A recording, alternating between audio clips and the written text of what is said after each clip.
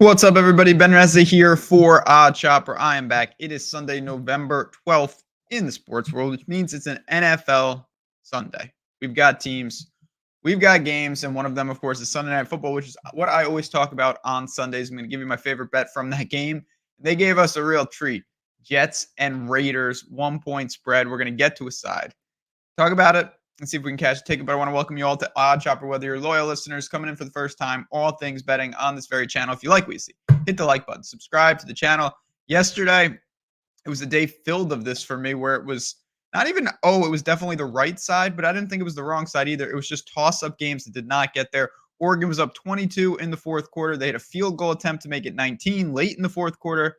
Could not hold it, win by 9. They scored on almost every possession. Still not enough for us, which is a little frustrating, but we'll get some of those bounces, and we're going to get one hopefully tonight in this Jets Raiders game. I do want to say quickly, always helps to get some extra money for the bankroll. I could use some right about now. New Jersey, Ohio, Virginia, Iowa, Colorado, and Kentucky. I just named 6 states. They seem random, but they have one thing in common that I can think of, that you get $150 if you happen to live there, courtesy of Bet365. Link is below. If you sign up, you bet $5, win or lose, you're getting 150 in bonus bets coming back to you in that account. It is that simple. You got to be 21 plus, 18 in Kentucky. If you have a gambling problem, call 1-800-GAMBLER. Take a couple minutes out of your day, get that 150, then take a couple more minutes out of your day and bet the Jets. Ooh, this hurts, but you know what? I wouldn't feel that much better about betting the Raiders either. Shopping it on Odd Shopper, you got ones across the board. Save the VIG. You can get minus 108 on the money line on FanDuel. That to me is the spot. Let's zoom in here. You can't even see this. Look at this.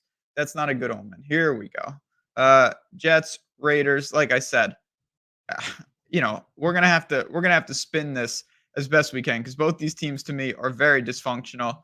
Let's start with the Jets. So, one things that I don't know if they can fix the offensive line. They gave up 8 sacks last week to the Chargers. Zach Wilson was getting killed back there. It caused him to fumble the ball twice. None of that is good. Can they hold up against the Raiders? I think it's a lot easier than holding up against the Chargers, but still not the easiest in the world. Positives. Zach Wilson, he's got plenty of problems. He's not throwing picks, though. He's not throwing touchdowns either. But last week, he threw the ball 49 times, 33 of 49. He has not thrown an interception since the Denver game. He's been fumbling the ball a little bit, but he also only has 1 touchdown in that stretch through the air. So it's a give and take. But it honestly mirrors what we're going to talk about on the Raiders side in just a second. What they need to do for the Jets, first of all, you can't turn the ball over 3 times. That's just not going to work. But if you don't turn it over, you have Breece Hall, you have Wilson. Explosive players against the run defense of the Raiders. This could be a Breece Hall game. He really should have opportunities. This is a Vegas front that I don't really think has a lot to cause a lot of problems. And I think the Jets could have some minor success on the ground here. You got to limit the turnovers. That is priority 1, 2, and 3. We're talking about a 36.5-point total. You don't need a ton of production. And this is where it gets fascinating because a lot of what I could say about the Jets, I think you could say about the Raiders. Aiden O'Connell isn't exactly lighting it up out there. He's just not making mistakes. And that works when you're winning, when you're playing the Giants, when you're up by 3, 4 touchdowns. But will it work in a more competitive game? I think that's one of the questions here. Can he outplay Zach Wilson? Can Zach Wilson outplay him? And will either of them do too much and lose the game? The Raiders are at home. That does help. But I look at them. They haven't done much of anything in terms of quality of wins. They beat up on the Giants, who are by far the worst team in the league right now in their current iteration. I don't care about that at all. And then I look at the Jets, as bad as it's been, and it's been frustrating, but you look at that schedule, the Bills on that schedule, the Cowboys, the Chiefs, the Eagles, who they beat, and the Chargers. I mean, of those 5 games, they went 2-3. They've got some other losses in there, but the Jets have played better teams than the Raiders and beat better teams than the Raiders.